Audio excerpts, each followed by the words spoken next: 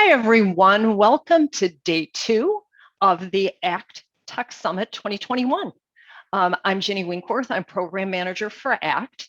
And Ron Berg, ACT's Executive Director, and I are very excited to welcome you back for the second and final day of our virtual conference. I'd like to open today with a huge thank you to our ACT supporting members. We've been showcasing a list of them with their logos during our pre-session video. We hope you were able to catch that before this session began. As I mentioned in our opening session yesterday, ACT has over 65 supporting members comprised of insurance carriers, technology vendors, industry associations, consultants, and user groups. And they really are the reason that we're here today. Their support is what allows us to present this Tech Summit to accomplish really everything that ACT does. ACT work groups create resources to help independent agents embrace technology in their workflows. Our bi-monthly e-newsletter, aptly called ACT News, provides information on industry trends, on technology updates, and insights from insurance thought leaders. And in addition, ACT produces various educational webinars throughout the year, and we make those available on our website as well. So those are really just highlights of what ACT provides free for Big I member independent agents. And truly much of our website content is available free to any independent agent. But none of what ACT does would be possible without our supporting members. So take a moment today during one of our breaks, visit the ACT supporting members link at the top of this virtual platform website. Each of the member logos is displayed and they're interactive. So just simply click on any of the logos, you'll be taken to their website and you can learn more about them. So now it's time for how can IAs compete against direct carriers? Just a reminder, all attendees are muted, but we do welcome your questions.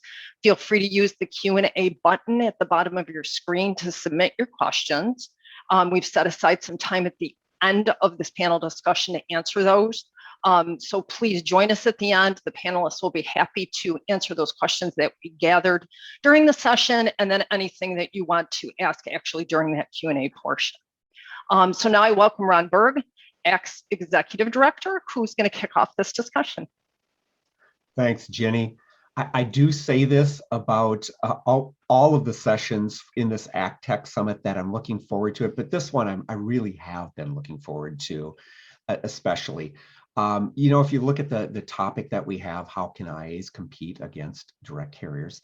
Yeah, we know that the IA distribution is far superior to direct. It gets mentioned a lot in webinars and conferences, but this discussion is going to go deeper into not only the why, but also the how that IAs can absolutely compete and succeed against directs. But before we do that, let's meet our panelists. I'm going to start with Jennifer Carroll, the CEO of Veruna, based in one of my very favorite towns of Austin, Texas. Jennifer, could you pop up your webcam and share a little bit about yourself, your role at Veruna, and your background, please? Absolutely. Thanks, Ron. Thank you, Jenny, for the very warm welcome. I am very excited to be here as well. I'll keep it very brief. Unlike a lot of the other panelists here, I actually come more from the tech side of it. So prior to joining Veruna in early 2020, I worked with B2B SaaS companies, tech startups in Austin, Texas for over a decade. And prior to that, or as part of that, really, I, like many independent insurance agents out there, was an owner and operator of my own law firm. And so I have a passion for contracts, risk management, compliance, all of those things. And what brought me to Veruna was the amazing opportunity to really contribute to an industry that's just dawning in the technology revolution, right? We talked about digital disruption. We're going to talk a little bit about the age of intelligence here today. So I'm very excited to be here. Thank you, Ron. Thank you, Jennifer. So next we have Lisa Lemanski. Lisa is part of a dynamic duo at Meiers, Lombardini, and Lemanski Insurance Services, an agency based in Michigan. Lisa, thank you so much for taking the time to join us today. Could you please share a little bit about yourself, your agency, and any other background that you'd like to share? Sure. Thank you so much for having me. I'm really excited to be here. I have been in insurance, I think it's 17 years now. I hate to do the math because it doesn't feel like it's been that long, but it's a lot longer than I want to probably admit. I have no insurance background, which is probably pretty normal. I kind of married into an insurance family. So my husband is a fourth generation insurance agent. And I had the fortunate opportunity to work with him, but also his uncle, who we brought the agency from, and his partner. And I worked prior to coming to the agency, I worked for a regional carrier. And I was the commercial lines underwriter for about 8 years. And then it was time for me to move on. And so now I get to do operations, HR, and marketing in our office, which is super fun. I love every minute of it. It's been awesome to see the agency grow. We're a small to medium-sized agency, depending on what your definition is. There's 8 of us in our office. So it's been fun to kind of watch us shift and see how technology has helped us, and marketing, and where we've been and where we're going, and kind of where we came from. So I would say in my spare time, if you don't know me, I am a huge fan of everything Irish. I've been to Ireland like 12 times. I lived there in college, and I'm also a competitive Irish dancer in my spare time. And I think that's awesome. I follow Lisa on Facebook, and I'm regaled with her competitions. I just think it's awesome. So thanks, Lisa. Thanks for being here. Thank you. Finally, last but not least, absolutely, we have Jennifer Towne, the Vice President of Marketing and Strategic Markets with Acadia Insurance. And Acadia Insurance is based on the East Coast. Jennifer, thanks for being here today.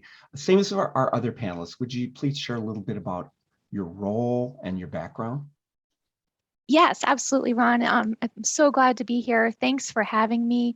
So my name is Jennifer Towne, and I am with Acadia Insurance. We are a regional commercial lines insurance company that is based in the Northeast, and we are a member of Berkeley. And a little bit about me and my background. I have been in insurance, very similar time frame to Lisa, 17 or 18 years. I know I hate doing the math too and figuring it out, but it's been a while, and I have always been in the marketing function. So we think about traditional marketing and brand communications, digital marketing strategy.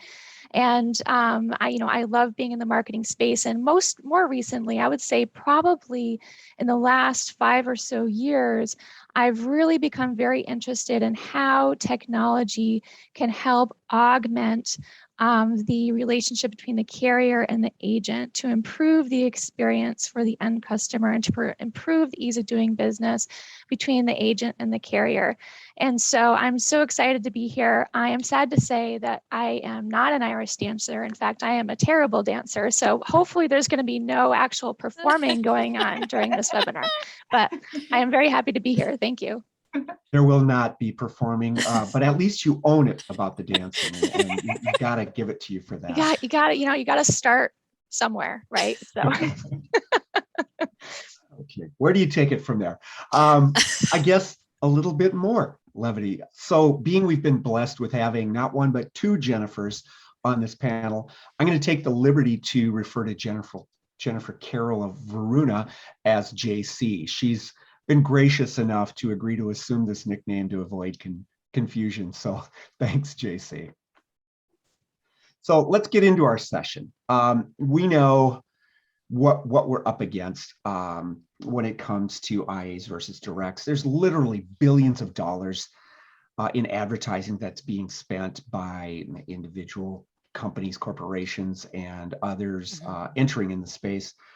Years ago now, Warren Buffett was asked how he felt about spending $1 billion on Geico advertising in 1 year. And he said, I can't wait to spend $2 billion next year. So that's kind of part of what we're up against, the single thread, the flow of in sometimes misinformation, and where we can be. So I'd like to start by asking each of you, what are the best tactics our industry can use from your lens to show the benefits of the independent agent trusted advisor role, value over price and other aspects. So we're going to start by putting Lisa on the hot seat as our agent panel rep. Lisa? Great question. I think, I mean, I've heard this before. Other people have said it too, have said it also. It's all about telling your story. And I think sometimes as independent agents, we don't tell our story, and we're afraid to tell our story a little bit because we feel like maybe the customer doesn't care, the client doesn't care, but that's what we have. We have a story. Those direct writers don't have that story. There's no personal touch, to be honest. You're calling in probably to, a 1-800 number, and you're talking to somebody that you don't even know and probably will never meet. So for us, we like to tell our story. It's all about being a family business that's been in business for 45 years. We're small, but we're mighty, and we, have to use every tool that we can in our toolbox in order to make ourselves, different from everyone else. I think one of the big things that we like to do that makes us a little bit different is we do some video proposals. So we do try to find different ways of technology to help us stand out against, some of our competition, but also the direct writers too. And I mean, as far as we know, no one else is really doing that on the direct writer channel. So there is a little box that pops up with our agent's face in it, and they record everything. It's a side-by-side comparison. That gives people this sense of community, a sense of family, a sense of really understanding like who their agent is. It's not just, Chris at ML&L, like they can see him and see where he's at, whether he's at the office or he's doing it at home.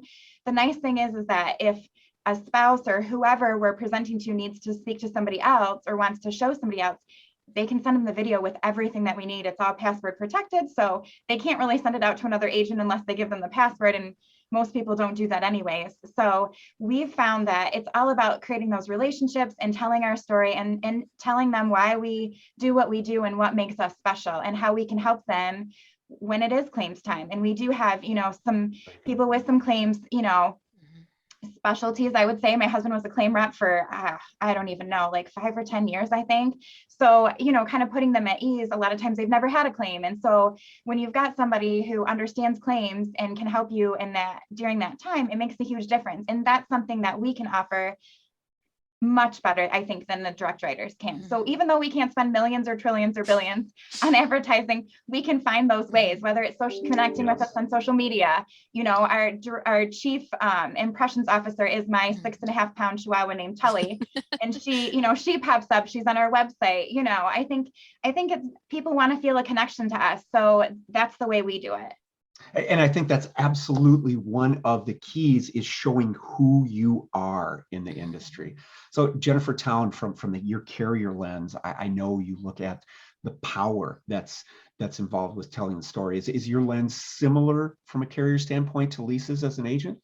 Oh, absolutely. I love that Lisa talked about story. Story is so powerful, and she mentioned claims, and gosh, from, if I could say, like a hierarchy of storytelling and communicating value, claim stories are just at the top. It's often a very emotional experience.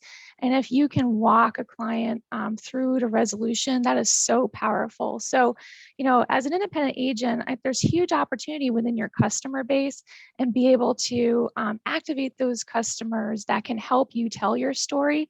And so, just again, elaborating a little bit on the claim story and why that's powerful. I think about, oftentimes we discuss and talk in technical terms about the importance and value of insurance, but that claim story just illustrates it so beautifully without you having to get into the technical detail. And more importantly, to also Lisa's point around relationship, it reinforces the important role of the independent agent and having like a person, an expert in your corner who's going to help you, during a terrible experience and help you get, become whole again.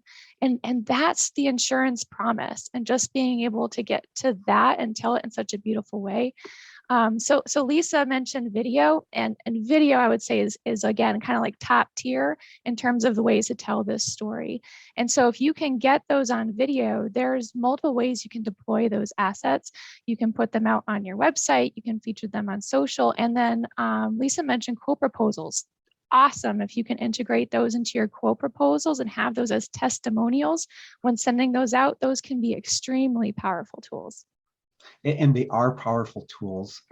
Thanks for that background. And it doesn't cost a ton, but it's getting toward that, and I've heard this term before, I use it quite a bit, that marriage of that white glove trusted advisor service with the digital experience, which I think resonates so well. JC, from your management system, technology provider lens, how do you see it? Right. We follow these philosophies exactly what Lisa and Jennifer are saying, which is excellent. Right, we're aligned there. For me, coming in from a legal background into insurance, you don't have to sell me on the value of relationship creating, maintaining, and then of course the counseling aspect of it. There's the value, right? If you don't want to be part of the commodity, add value where it counts, and it's that personal touch and it's value you get as an expert about this stuff, right? Especially when we get into small business commercial lines. Critical to have an advisor get you the right coverage, right? Because you don't know when you're going to need it. Likely at some point you will. Right. So we, in our lens of how we build our products, right, we look at that. I mean, it's one of the reasons Veruna was originally built on Salesforce.com, the number one, customer relationship management system in the world, right? It made perfect sense to us that AMS is not just back of the house, right? AMS is that marriage of creating and maintaining those relationships, right? And that's why our product is like built natively into that org structure with the relationship management tool because of how important that is. And that's great, JC. As long as we're on that bent on the management system, let's drill down a little bit more on using the power of the management system at the agency's disposal. We all know the AMS is the center of the agency operations. It's the preferred workflow. Mm-hmm. So what areas can and should the agencies take advantage of that they may not be fully doing right now, in your opinion? And JC, since you had just followed up last, let's send it right back to you. Yeah, that sounds great. We're seeing three big themes really that our agents are adapting using the system we have.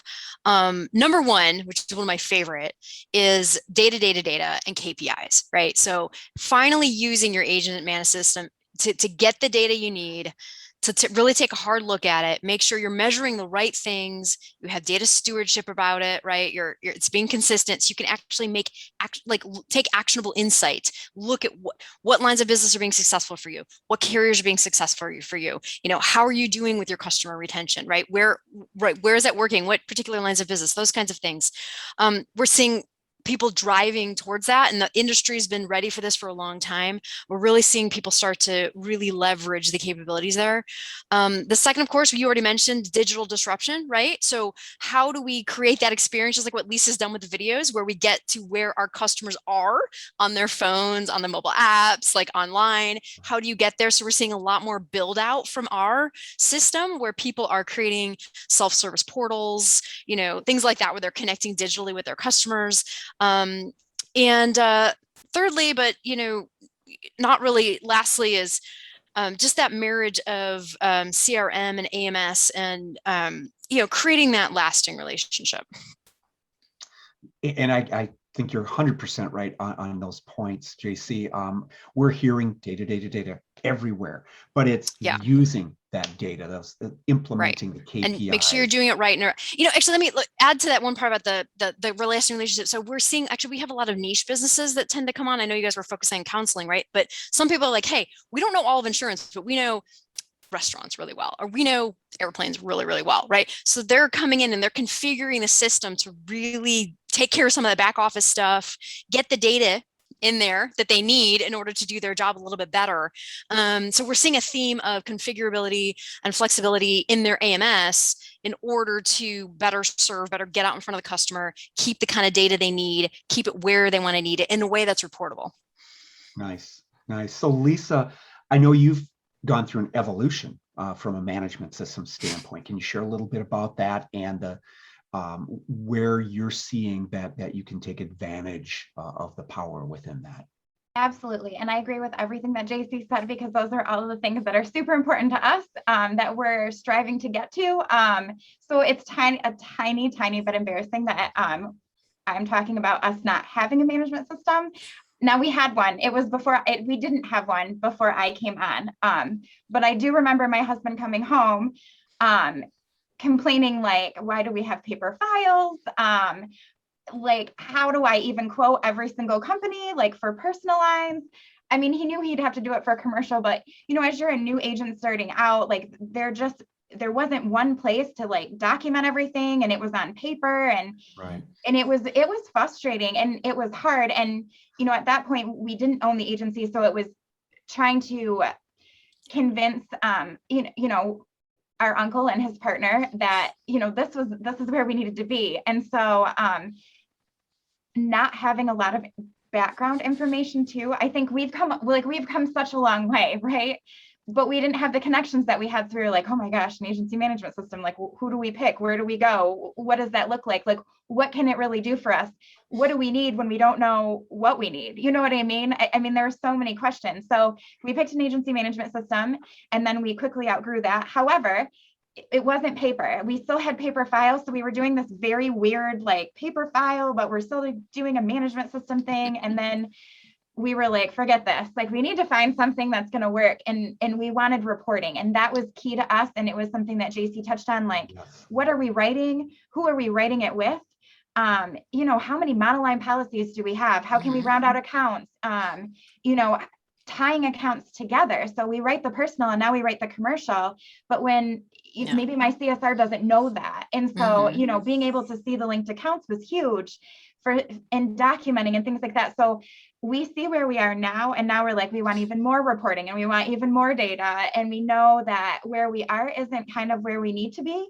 So we've brought on actually a newer person to help us start looking into what management system what it can do for us, still keeping obviously video proposals, because that's huge. And to be honest with you, every time we send one of those out, we get like some type of response. Somebody's like, wow, I've never seen this before. Wow, no one's ever done this for me. So just for the sheer fact that we can wow them with that, even if they don't go with us, we've made such a good impression that maybe they come back to us, and we can put the follow-up in our system, and we can call, kind of come back around. So now it's kind of cleaning up our data, because now we have it. Now we have to figure out how to use it and what reports we need. But now we know that, and now we're ready for the next step. So we don't have to have so many plugins. We kind of are looking for a system that can kind of do it all for us. So I think it's been a nice step by step, maybe a leap. I think we were in it a little bit over our heads, but then we've learned some things and we've made some great connections. And I think that's helped us immensely. Well, there's just so many takeaways from there. I heard you say, talking about cleaning up the data. Let's put a pin in that, because I want to talk about that next. But part of it is using the power of the reporting you have to be proactive with those customers. And you were talking about the customers that are, or the potential customers, whether they go with you or not, where you're planting that seed that you're doing something that they're not seeing any place else, that can bear fruit as you move along. Absolutely. It was just like e-signatures, right? That's now become so mainstream. Now, what's the next thing? That's kind of what we like, is what's the next thing that we can kind of jump on and be different than everyone else.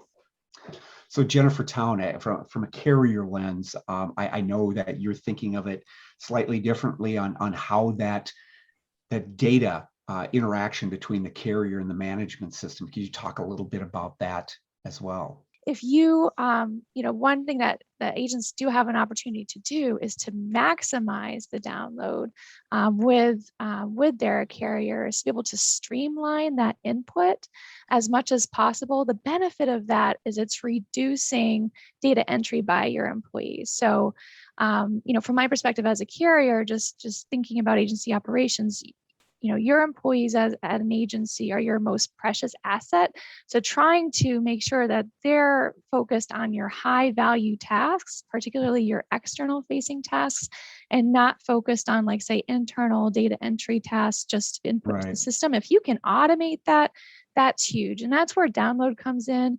That's where eDocs comes in, to be able to put the policies and those documents right into your system. And the benefit of that is when you have that consistent data stream coming into your platform, it not only reduces, your employee time spending on those accounts, but then it can power tools that can add that value for your clients. So for example, like a customer portal, and JC mentioned that earlier, so you can have all that data is coming from your carriers, populating your AMS, and then also going out into a self-serve customer portal that's allowing your customers to be able to access their information 24/7 and extending your service promise to your customers. So overall, it can be really powerful and beneficial.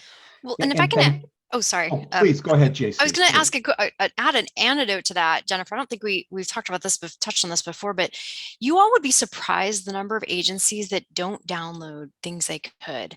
And I Yes. think it comes from a little bit of an attitude like carrier didn't deliver great quality data, maybe overwrote some schedule work I had done, spent a lot of time on.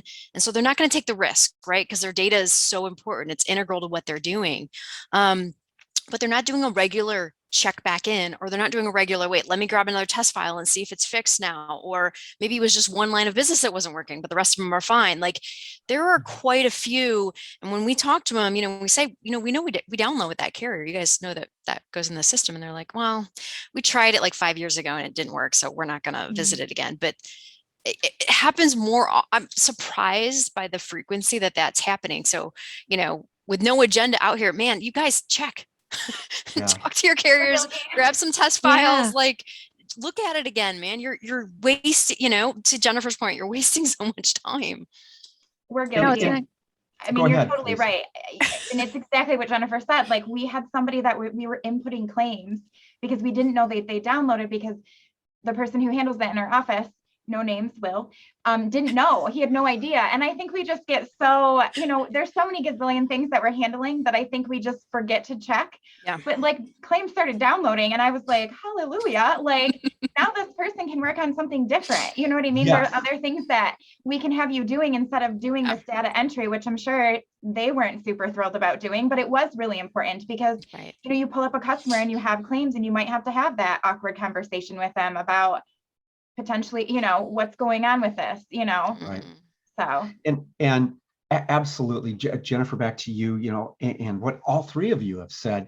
Number one, yes, it's easy for something to become gospel in any business. Oh, it didn't work. And the word spreads and you've got so much going on. You don't think about checking again. But also, and this is not new at all, that the connections report through Ivan's, checking to make sure you're getting all your download lines. I've yet to hear of an agency that has run a connections report and has not been surprised that there was at least 1 or 2 lines that they could still download. So those kind of things are really, really important. And Lisa, most of all, nice job throwing hubby under the bus there. Well, I actually just wrote connections report Ivan's down, so I'm gonna have him check on that because that's kind of his thing to do. So Jennifer, Towne, JC had brought up clean data. A few of us had said it. Let's dive into that a little bit. It's critical. I mean, data cleanliness is a critical thing. Can we talk a little bit about how this is just paramount to the entire flow and for agencies and all stakeholders? Jennifer, can you kind of talk a little bit about that from your carrier lens, and then we'll get JC's from the vendor and wrap up with Lisa on that.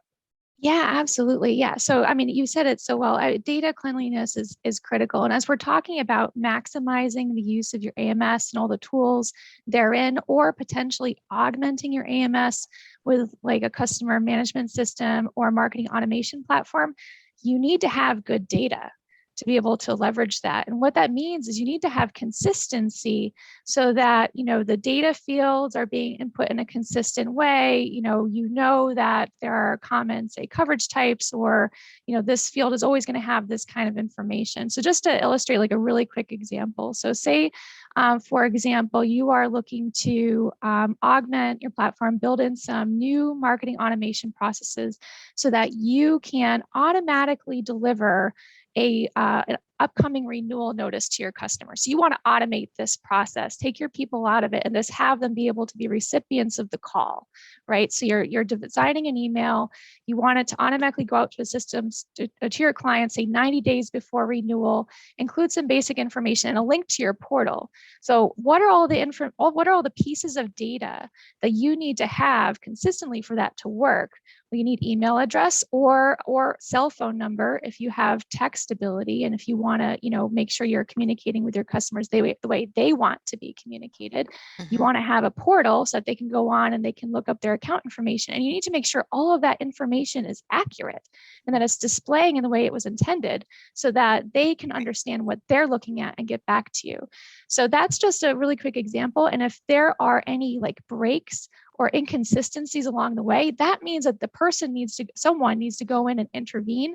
And if you have a lot of breaks, then you really have to step back and say, can I really scale this? Is this something that I can automate with my existing data set? So in order to get to that place where you can benefit from scaling and investing in those types of automation strategies, you need to get to a consistent data set. And you can do that by building out a data dictionary. And so what that means is that you are defining the data that you are capturing and defining how the fields in your AMS are being used. And so that, and that your processes align with that data dictionary so that everyone is doing the same thing and entering that data in the same way. So I'm going to say, and I know JC is going to elaborate on this, it sounds really simple and it's not. And in fact, it's quite time consuming. And it is the most important thing you can do. So if you are thinking, oh, go ahead, Ron. No, please finish your thought. Oh, no, I say, so if you are thinking about investing in a new platform, or if you are in the midst of trying to merge legacy data into your system, this is the work that you're going to need to do. And I would say when you're in the midst of it and it could get uncomfortable, just keep your eye on the prize at the end, because you want to be able to leverage and get that benefit of scale at the end of the day. And I would say that's the most important thing. There are riches and rewards at the end, but you got to go through the journey. It doesn't sound easy. We know it's difficult, but it's just so critical, right? So JC, the carriers and the agents are creating and updating the data. You're a steward in a way. So what's your lens? Right. We have a theme here of sustainable configurability. So we want to give people the flexibility to customize the AMS to exactly what their business is, but at the same time, not allow them to go crazy and then run into the issues that Jennifer just outlined, right? When you're like, well, what are you talking about? Well, Salesforce itself utilizes this concept of pick lists, right? Which is nice because that allows people to just choose from this preset that allow you to report more easily on something that you're trying to do. We utilize that very extensively with regards to policy or coverage types. And we have lists and they match to the codes that come in, the AL3 codes from downloads, right? So that there's consistency in reporting. That doesn't mean you can't add things. And that doesn't mean we can't adapt as products change in the future. There is a way to add custom coverage types, but we don't share that out of the box with customers, right? Only the admin gets that training and only admin gets right to adjust it to make sure that there's a conscious decision about what you're going to have in there so you can report on it and make it consistent, right? We see this when we do conversions from other systems into ours in a couple different fronts. One, we have a lot more integrity when it comes to really labeling per policy, which one's the issuing company, which one's the writing company, so you can report on that stuff. We have fields in there that kind of require NAIC codes also from a matching standpoint, right? To get a little more stewardship there. And that can be toggled depending on the agency, but we try to encourage it, right? We're not going to tell you how to run your business, but we're going to try to help. But as we do some of the conversions, we have seen folks where they've let their folks create their own pick lists of things. And so when we try to do the conversions, one example is we saw wind and hail written out 8 to 10 different ways. Now, us just looking at it could see visually what they meant. But from a data architecture standpoint, it was like wind and hail, W and H, wind ampersand hail, wind hail plus $1,000 deductible. There's all these lists, right? But from a data reporting standpoint, right, unless you build a key to find those and match and report on it, you can't make assumptions, you're losing data points, you're reducing the ability to report and get good data and really understand your business, right? So there has to be a level of data stewardship there. And that's one of the things that we're thematically trying to build into our product, because we agree with Jennifer, that's so important. If you want to have data, actionable insights, knowledge, moving to this age of intelligence, it's, hey man, it's garbage in, garbage out. It's got to be good going in if you're going to get good stuff going out. And I think that's just such a key point, because across the stakeholders, in insurance, we're an acronym heavy industry, and there's different ways to say any number of things, and every stakeholder has it. And I love that point, JC, about data stewardship, using the lens of what it means for the person in the agency. So thank you for that. Lisa, from your standpoint, what does all this look like from an agency standpoint? What's key for you? So everybody said everything that I could possibly think of almost. I mean, there isn't anything that I do not agree with. And as my operations little heart is tingling with processes and procedures, and my marketing brain is like, yes, Ron, you had said something though, we just are bringing on a new person who happens to be my brother, who has no insurance real background, right? And you're right. We say, and JC, you said the same thing. We say wind and hail 8 different ways. So It's been interesting to try, to explain insurance. And I mean, he has kind of sort of a background, other than hearing us at the holidays complain about things, sometimes, or whatever. It is hard if you don't have a nice process and procedure, and everybody's doing the same thing every time. And I know sometimes at our office, people probably want to strangle me because I go through and I check work and I make sure that, things are matching up like they need to, and that everybody's doing the same thing. And I understand we all are different people and everybody does do things a little bit different, but in order for us to be able to run the reports and run the agency like we want to, and be able to market to the people that we need to market to and want to market to, and that our agents are talented at going after that specific business and I have to have good data. And it starts at, it's all levels. I have to have an AMS that takes in good data. I have to have a carrier that gives me good data and downloads everything. It's so hard when things aren't getting downloaded. And then I have to have my agents go in and hand put it in the system, because that throws off numbers for everything, especially we're very goal oriented here. We have a huge sales giant whiteboard, so everybody's numbers go up on there. The agency's goals are up there, and we're reporting on numbers every month, so everybody sees everybody's numbers, but then the whole team is focused on getting that big overall goal. But if we're not getting the data and it's not downloading, or it's not there able to be downloaded, then it's really hard for us to know, did we hit our goal? Did we not hit our goal?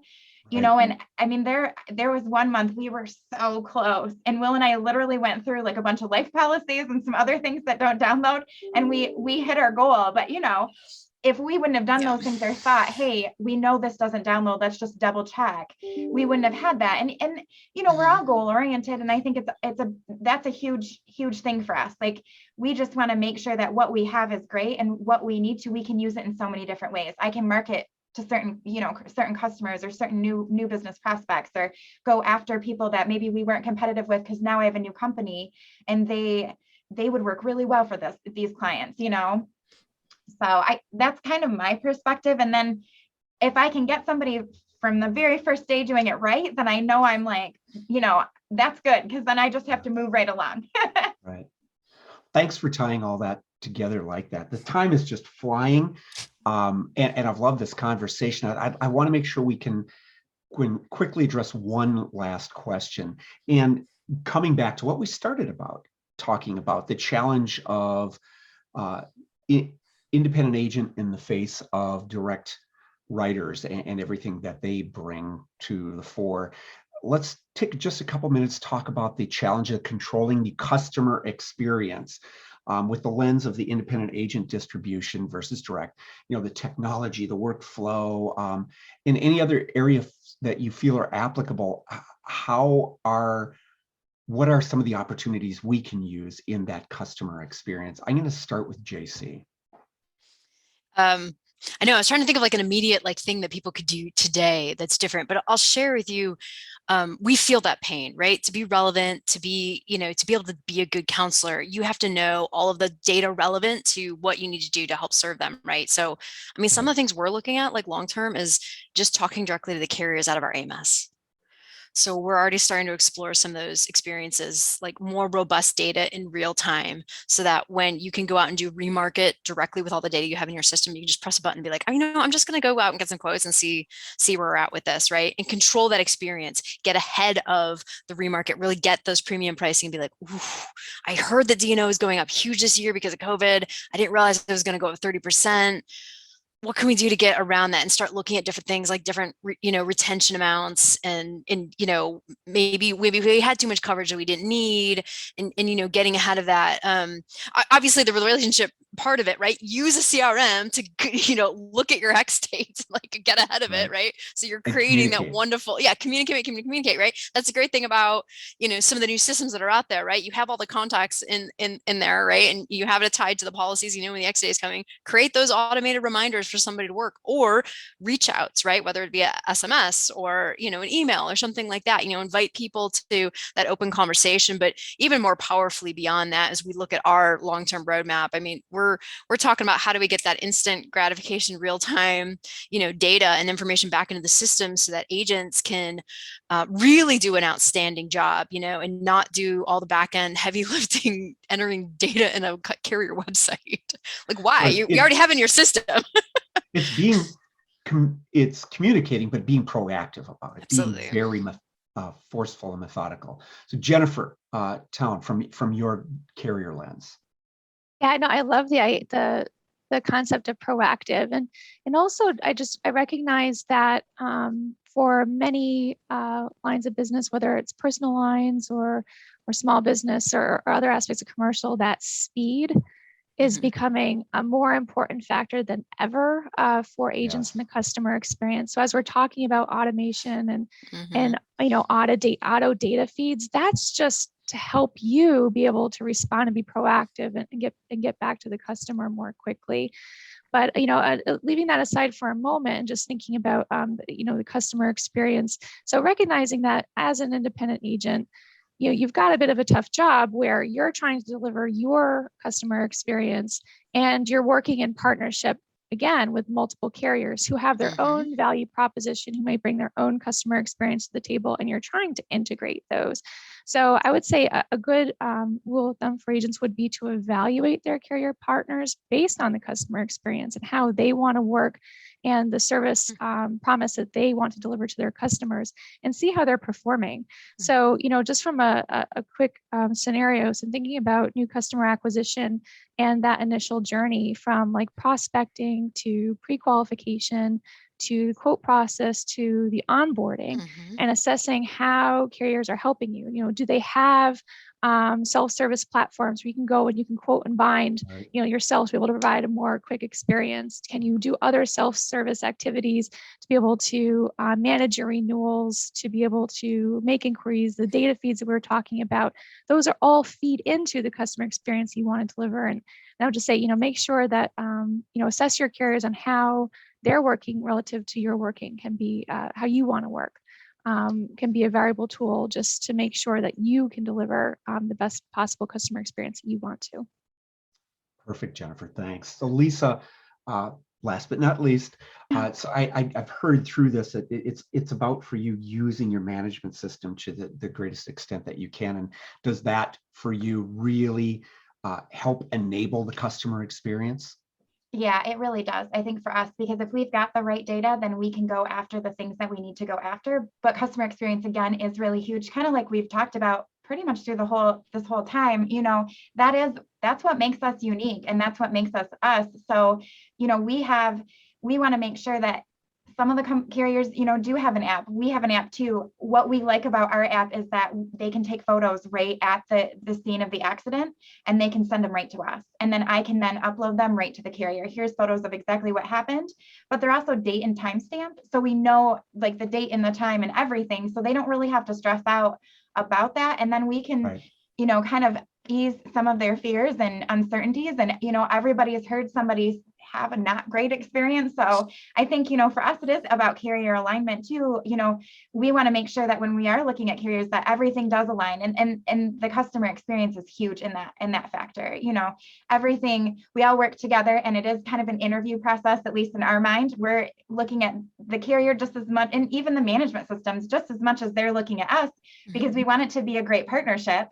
And we want that partnership in the end to treat our customer how we want them to be treated, and give them this great experience where when they're not thinking about insurance, they're still talking about the experience they're getting from us. So insurance doesn't have to come up as the topic of conversation. It comes up because, hey, I was at this coffee shop. Wow, that's great. I got great customer service. Did I tell you about what happened when I had a claim?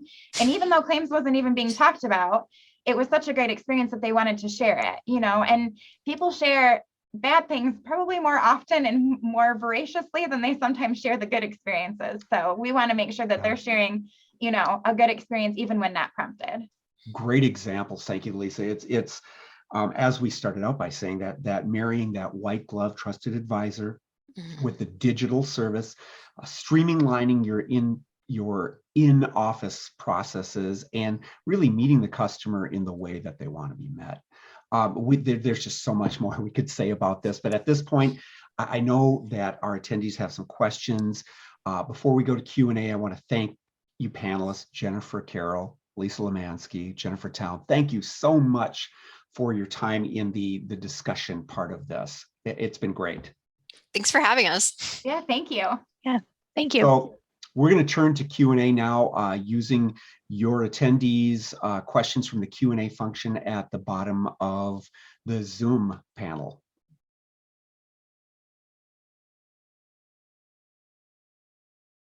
All right, we've got just a few minutes to go through some of the questions. I'm going to try and parse these out as evenly as we possibly can. The first one is fairly direct answer. This is from Charles, and I'm going to first go to Jennifer Towne and then turn it over to Lisa Lemanski because we talked about this just a few minutes ago. Charles's question is, how do you check to see if you're downloading all the data you can? I have not seen claims downloading, only policy and premium data. So first, I would say, and these are equal answers, I would say, Jennifer Towne, check with your carrier if you've got any questions about anything specific with the carrier, correct? Would that be correct from your standpoint? Absolutely, yes, 100%. When seeing that question, it made me think about the Ivans dashboard, and certainly that can give you an indication of the lines of business that carriers are enabled for download. However, sometimes there's nuance, and it's always helpful to ask your carriers to validate that the data that will come through in the download is what you expect. And so I think, and also it's an opportunity to ask carriers, like, if they're making investments in any additional future download capabilities. So it's really good to check in. Awesome. So that's one key to the puzzle. There's always that relationship.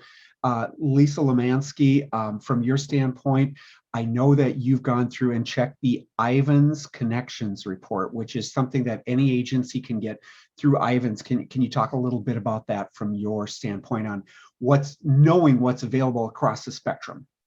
Yeah, so my husband actually handles that part of it. So I kind of threw him under the bus earlier, but he was already riding that bus with the Ivans Connection report. So he handles that for us just to see what's going on. But it's also important, exactly what you said, Ron, where you need to check with your carriers, because sometimes, and it does seem tedious, but to be honest, once we found out that we could download claims, it made a huge difference. So it's totally worth spending the time with your companies to find out what's going on and how they can help you. And maybe there are some things that maybe that report doesn't say, but they actually do download. So.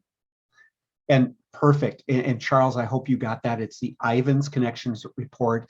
Just reach out to your Ivans rep, Google Ivans Connections report. And when it comes specific to claims download, that has been a focus by the industry across our carriers and through the agencies for some time now. So I believe that is really something that has been built out a lot more. We're going to kind of go through a couple more questions quickly because we're coming close on time. JC, I'm going to come back and pick on you. Just from a management system standpoint, you may have an answer here. We got a question from someone in Michigan who might have been thrown under a bus here a little bit ago. Question is, how can we as agents use technology to confirm which accounts are profitable and which ones aren't? Almost a way to grade accounts based on commission and the amount of activities and work done throughout the year as a JC, as a management system. I won't say AMS, as a management system provider. How does that resonate with you? Yeah, great question. I can't speak really, of course, to others, right? So I'll talk a little bit about how it kind of works or how we think about that and what works in our system. We actually encourage our folks to do those things, right? So our current system right now does have all the data housed at the policy level for that premium and the commission breakout. If there's agencies fees, if there's surplus line tax and fees on those, and because it's Salesforce, you can slice and dice that anyway. So you absolutely can build a report on policy performance by carrier, by line of business, and pulling in those data points of what is the commission, what is the premium, is this a new, is this renewal? We house the data for when they first became a customer, so you can see like, is this a long-term customer, is this a short-term customer? And that's out of the box for our system.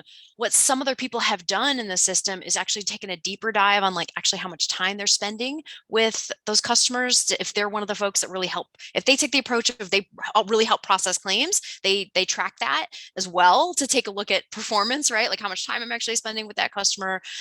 Whereas other agencies that have a little bit much more of a that, they do direct bill, they're really just the front end housing, they don't track that much of it, and they really just look at more of the overall program, right? Like how we're making permissions on that. So we do see that a lot. And what we do, so we just had this talk at ITC last week about, Veruna was kind of talking about intelligence, right? There's kind of 3 component parts. There's the good data, talk about stewardship, right?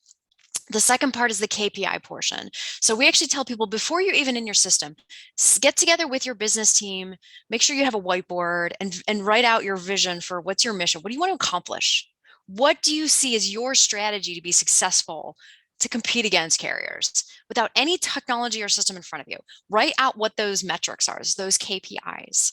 Then take that back, create custom reports to focus on measuring that data in a couple different ways, a couple different views, whether it's by time period or by producer or by carrier, whatever that is, right? So you're getting a better comprehensive picture, and then set up a dashboard in your system so you can monitor that, and you're looking at it and you're really reviewing it either daily or weekly. You're meeting with your team and you're tweaking it, you're doing testing to see how you're doing. So those are your 3 steps for success there, right? Great data stewardship, independently think about what your KPIs, what your vision is, how you're going to be successful, and then put that in there using technology. Again, I can't speak to what the other competitors are doing, but like I said, because we're on Salesforce, anything that's in a reportable field, you can report on. Got it. So that's Wow. maybe that's the challenge, right? There's so much to choose from. Yeah. Way to lay that out. I like how you sectioned that out, JC. So at this point, I have to apologize to Lisa, Jennifer, and JC.